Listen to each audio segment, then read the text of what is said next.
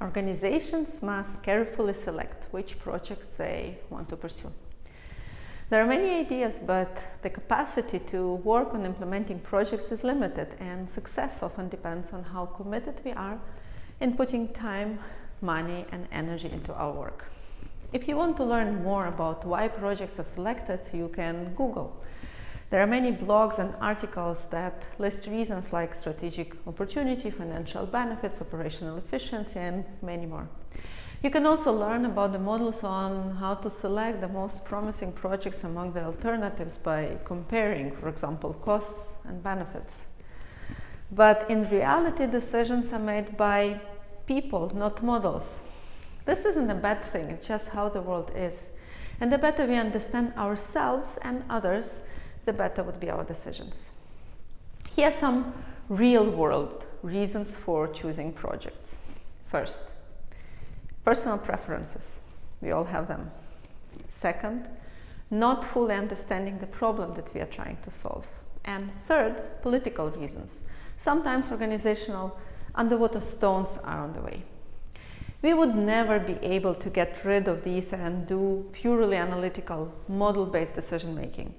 And at the end of the day, we are humans, not robots. But if we understand these reasons, we can make better choices and deliver better projects. Let's unpack it a bit. So the first reason is personal preferences. Personal preferences always play a role. Our leaders will push towards certain ideas that are closer to their heart or to their ambitions, or they just feel more confident about them. Which is not a bad thing by itself. The problem will arise if these choices are not in the best interest of the company. Like if the selected technology does not have the needed features, or the chosen contractors or consultants are not optimally qualified to do the job. The goal is not to discourage the personal preferences, but to align these with the best interests of the organization and to help the involved parties to reach a good agreement. The second set of reasons is not fully understanding the problem. Organizational challenges are seldom a clear cut. Projects usually deal with really complex things. And unfortunately, often in business, we rush towards solving a problem without having clearly understood what the root causes and the consequences are. We start working with assumptions, and in the worst case, we don't even bother to align our assumptions with the rest of the team.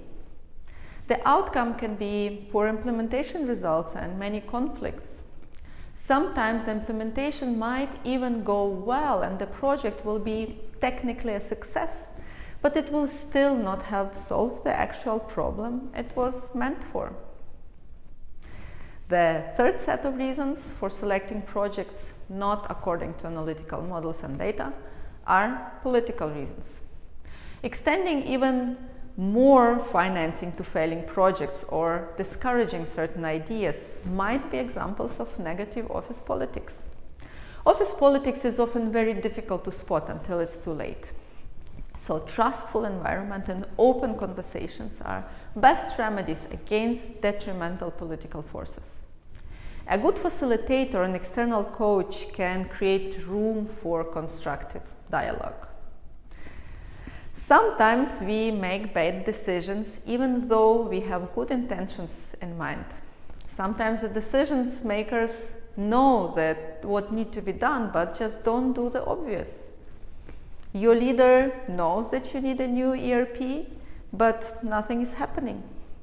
Often it's just the human nature, the inertia. It's like we know that we need to exercise more, but we are just still not hitting the gym.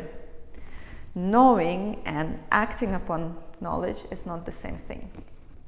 The best solution here is to get into the mindset of doing your best.